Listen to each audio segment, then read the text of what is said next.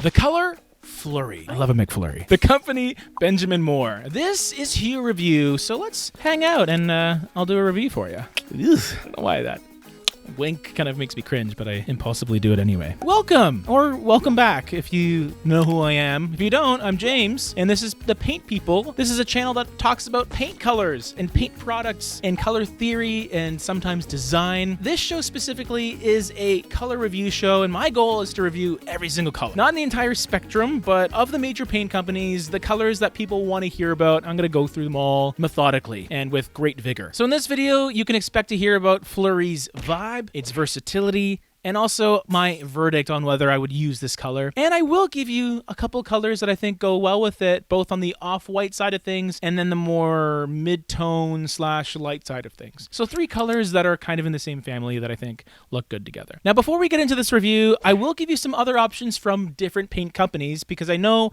not all of you are huge fans of Benjamin Moore. I know a lot of you are, but if you are used to using other companies, these are going to be colors that'll give you just the essence of Flurry. Maybe they have similar undertones, they're similar colors, but they're not spot-on matches. They're more just loosely related. If you want Flurry in its glory, 100%, you got to get Benjamin Moore. You can get a custom color match done and something else. That'll get you closer, but it's not going to get you spot-on unless you actually use the right product. So I just want to put that out there. But I also want to give you options because, you know, I'm a good guy. I like to think so, you know. Okay, so let's talk about the vibe. What is Flurry all about? What kind of paint color is this? Well, we can look at it visually. It looks a little bit like ice cream. It's light. It is an off-white. As some of you may know, off-whites can be deceptively complex and tricky to work with because the undertone may not be as clear as a much more saturated color, like a bright red. That's red. Yes, it might be kind of orange leaning or whatnot, but at least you know what you're getting yourself into. I say this because Flurry is one of these colors that is a little more tricky to navigate sometimes, I feel, and that mainly comes from its slight peachy pink undertone. And this is an undertone that I think is becoming a little more popular with the rise of those red clay colors that were popular a couple years ago and still are to a certain degree. Now that red is actually creeping into different off-whites because that pink undertone is essentially a red undertone at the end of the day, but it manifests in this like slight peachy pinky quality that is pleasant to some and then a little off-putting to others. Most people tend to gravitate towards neutrals that are a little more on the yellow side of things or beige or cream, much more passive, not necessarily as fun, but could be a little more easier to deal with in some cases. But that's essentially what Flurry gives you. It is an alternative to those more traditional beigey cream colors that do have a little more yellow warmth. This one brings in some of that red, peachy, orange vibe that does give you a slightly different look, but it is pretty subtle because it's lighter. And we know how light it is because you can check the colors LRV right on the Benjamin Moore website. And out of 100 on the lightness scale, it's around an 85. So that means it reflects roughly 85% of the light that hits it. And I think that's light enough to be deemed as a true off-white or even a white, depending on who you're asking. I think the brightest white I've come across has an LRV around 93. So 85, not too far off. That's going to be a very bright color that's going to appear extremely light and bright, depending on where you're using it and what kind of lighting you have. Colors like this that are so light but still have a fairly noticeable undertone, I think their coloration will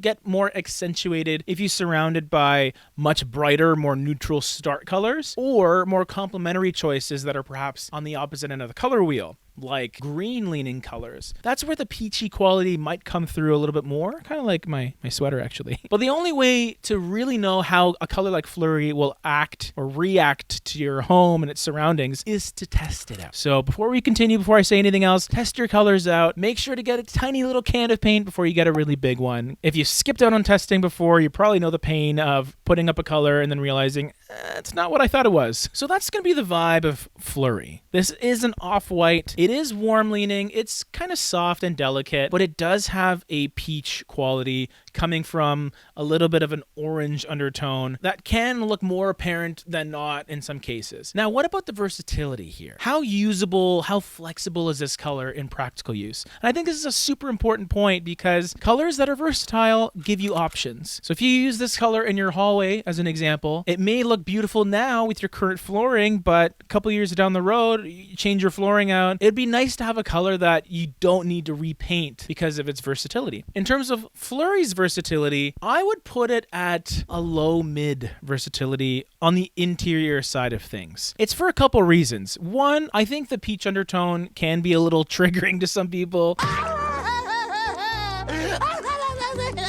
You think that with a name like Flurry, you're expecting a Snow White that is completely clean and stark. But in reality, this isn't a stark white. It does have that warmth to it. And depending on your conditions inside your home, it could look a little bit different. Pink is not an undertone that a lot of people are used to, especially when it comes to neutrals. So it might put some people off. But if you are expecting it and you're leaning into it, I think the payoff could be really nice. I don't have anything against it, clearly, if I'm wearing this right now. But I also think it loses a bit of versatility points because of the fact that its coloration is more noticeable than a simple white or even a grayed out white. And it also has a little bit too much depth where I would easily see it being a great choice on things like baseboards, doors, frames, and especially ceilings. I don't think Flurry would be a great choice as a ceiling color for a lot of people. Just doesn't feel clean and bright enough. Now, on the exterior side of things, I would probably give Flurry a low versatility. For similar reasons, I think the undertone is a little bit wonky for exterior use because oftentimes, at least I like to incorporate colors that are maybe a little more neutral, have a lot more depth, and perhaps can lean green sometimes, which is going to really accentuate the pink aspect in Flurry. Because if you know anything about the color wheel, colors that are complementary are on opposite ends of the color wheel. They're going to be more triggering and polarizing and just more dynamic, which is fun in some cases, but not necessarily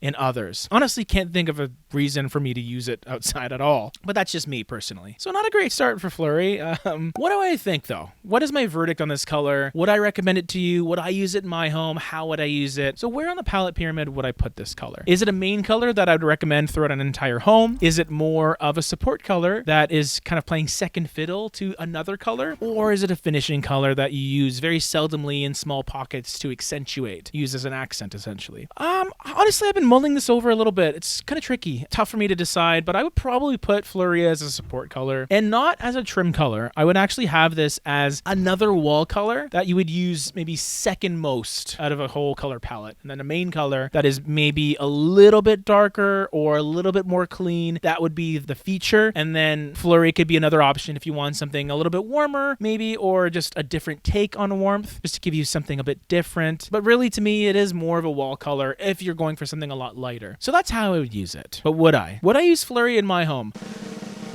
No, I wouldn't. I think if I wanted to go into a peachy, pinky direction, I would go a little further with it. I think this is a little bit too ambiguous for my liking. I want something that really embraces that peachy quality, and this color just does it a little too passively, which is not a big deal, but it's just not my cup of tea. So before I let you go, I'll give you two options that go with it, both a light option and a color that's maybe a little bit darker, just to give you a little bit of a spectrum of colors. So in terms of lighter, I mean, you can't really go a whole lot lighter than Flurry. So if you were to pick an off-white to go with it, you probably have to go with Chantilly Lace, mainly because it's brighter, but more importantly, it's cleaner. It is just a stark, pure white that has little visible undertones whatsoever. That could be a choice if you wanted a lighter trim on an already light wall in Flurry. And then another color that is maybe a little deeper, has a little more coloration to it, but still kind of in the same family, is White Sand. This is a color that I would actually probably use as a main color over Flurry. Has a similar essence, or it's kind of that sandy coloration, but there is that little bit of peachiness kind of hiding in the background. It's extremely muted, a little more passive, perhaps a bit boring, but it is a great color if you want something that is just neutral and it's going to go with a lot of different color schemes and design styles. And then Flurry can be there just to be those little bright pops of peachy pink off-whiteness